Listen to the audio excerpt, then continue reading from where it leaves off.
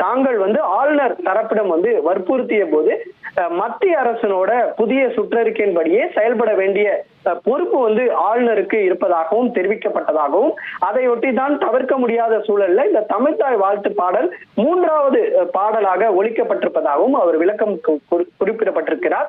ஆனால் இனிவரும் காலங்களில் இந்த புதிய நடைமுறையானது பின்பற்றப்படாது எனவும் மாறாக இதற்கு முன்பிருந்த நடைமுறைப்படியே நிகழ்ச்சியின் தொடக்கத்துல தமிழ்த்தாய் வாழ்த்து நிகழ்ச்சியின் இறுதியிலேயே தேசிய கீதமும் இசைக்கப்படும் எனவும் அவர் தெரிவித்திருக்கிறார். தமிழ்நாட்டில் மட்டுமின்றி இந்தியாவில் இருக்கக்கூடிய அனைத்து மாநிலங்களிலும் அந்தந்த மாநில மொழி வாழ்த்து பாடலே நிகழ்ச்சியினோட தொடக்கத்துல இசைக்கப்பட வேண்டும் எனவும் அதற்கு மத்திய அரசு உரிய நடவடிக்கைகளை மேற்கொள்ளப்பட வேண்டும் எனவும் இது ஒட்டுமொத்த தமிழக மக்களோட உணர்வாக ஒருமித்த எண்ணமும் இதுதான் எனவும் அவர் தெரிவித்து ஒரு நீண்ட விளக்கத்தை அளித்திருக்கிறார்.